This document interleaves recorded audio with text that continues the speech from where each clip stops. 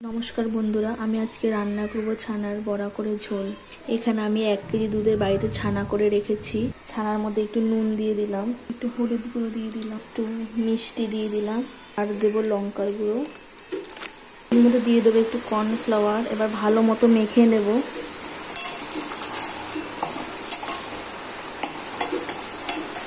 আমার মাখা হয়ে গেছে। এবার এগুলো গোল গোল বলের আকারে তৈরি করে নেব।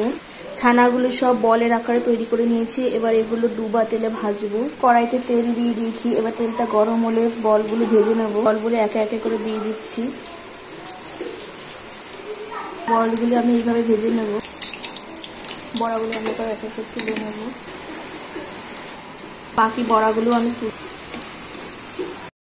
এর মধ্যে একটু জিরে আর শুকনো লঙ্কা ফোড়ন দিয়ে দিলাম।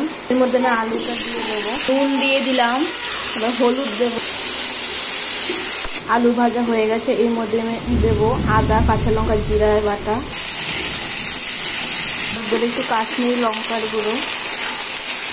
আমি এবার জল দিয়ে দেবো। আলু সেদ্ধ হয়ে গেছে। এরপরে বড়াগুলো এর মধ্যে দিয়ে দেবো। এর মধ্যে আমি একটু শাহি গরম মশলা দিয়ে দিলাম। এর মধ্যে আমি একটু ঘি দিয়ে দিলাম।